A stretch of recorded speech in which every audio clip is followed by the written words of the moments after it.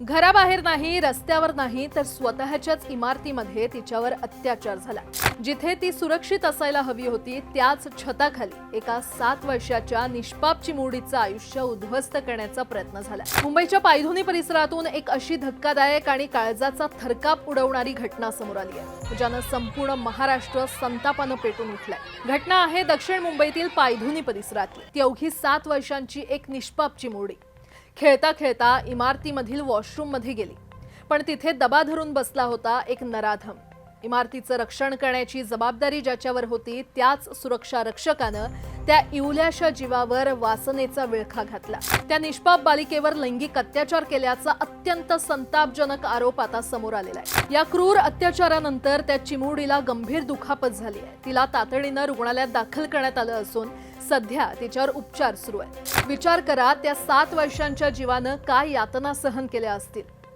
ही माहिती मिळताच पायधुनी पोलिसांनी तात्काळ पावलं उचलली आणि गुन्हा दाखल करत त्या नराधम सुरक्षा रक्षकाला बेड्या ठोकल्यात। पण प्रश्न हाच उरतो की अशा नराधमांना कायद्याची भीती उरली नाही का? या नराधमाच्या कृत्याची बातमी जशी परिसरात पसरली तसा नागरिकांचा संयम सुटला। संतापलेल्या हजारो नागरिकांनी पायधुनी पोलीस ठाण्यात वेढा घातला। रस्त्यावर उतरून रास्ता रोको आंदोलन करण्यात आलं। संपूर्ण परिसरात वाहतूक ठप्प झाली होती। जनतेचा आक्रोश एवढा तीव्र होता की लोकांच्या डोळ्यात त्या नराधमाबद्दल प्रचंड राग आणि चिमुरडीबद्दल अथांग वेदना दिसत होत्या। पोलिसांनी कशीबशी आंदोलकांची समजूत काढली आणि रस्ता खुला केला।